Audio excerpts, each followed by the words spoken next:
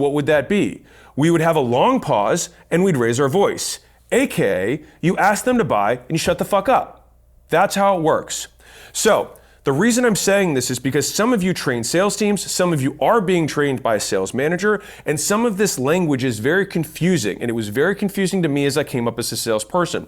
And as somebody who has trained many salespeople, this is the simplest structure for getting people to consistently speak in a way that gets people to buy. And so as long as you fundamentally know the script, then the volume, the speed, and your articulation should be constant. And the variety that you'll have in terms of your going up and down, that'll happen normally because you actually aren't reading it. The actual words that you'll dictate inside of how you'll notate it on the script so the salesperson knows what to say and how to say it will literally just be these 3 punctuations: a period, a ... and a question mark. That's it. And the reason I wanted to make this video is because so many people spout so much bullshit and they say so many words that no one understands that they themselves have never defined. And so they're like curiosity tone. And you're like, how do I do that with my voice? Hey, have ambitious tone. What? What does that mean? You can only do a certain number of things with your voice. And so these changes will make sure you say the words the right way. And when you say the right words the right way, you allow the right words to do their full job the way they were intended.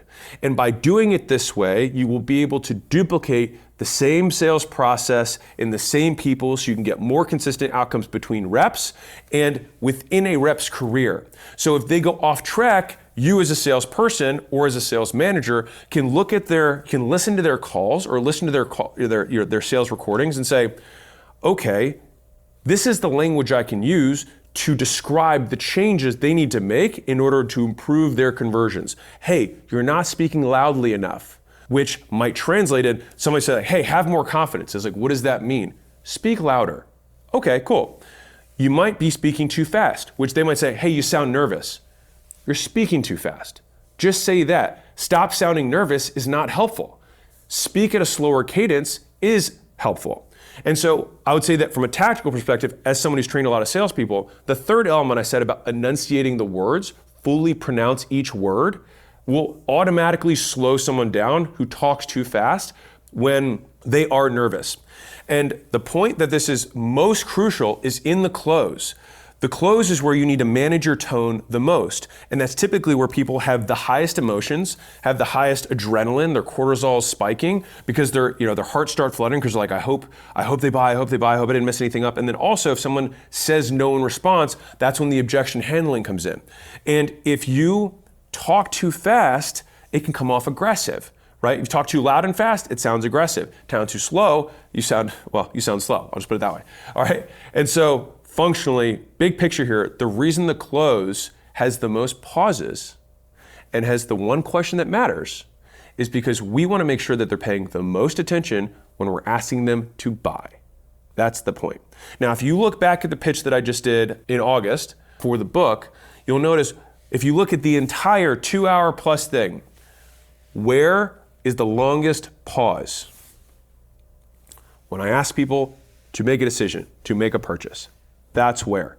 Also, there's tons of research that supports this. There's 3 big meta-analyses. I don't remember where they are from. Columbia is one of them, where they showed that people who wait up to 8 seconds after asking someone to buy closed 30% more sales. Now, the reason that I think this is very important for anybody who sells anyone is that you have to give people time to process. Right? Like if you ask a question, they have to have some time to make that decision. So not trying to fill the space and allowing them the room to then respond increases the likelihood they close. Many people will fill the space that you create because they get nervous or feel awkward in situations where no one is talking. If you had to pick between you talking and them talking, which one do you think sells them better? Them talking. Why? Because people believe what they say, they believe very little of what you say. And so the reason that selling is about asking questions to get someone to sell themselves is because the questions lead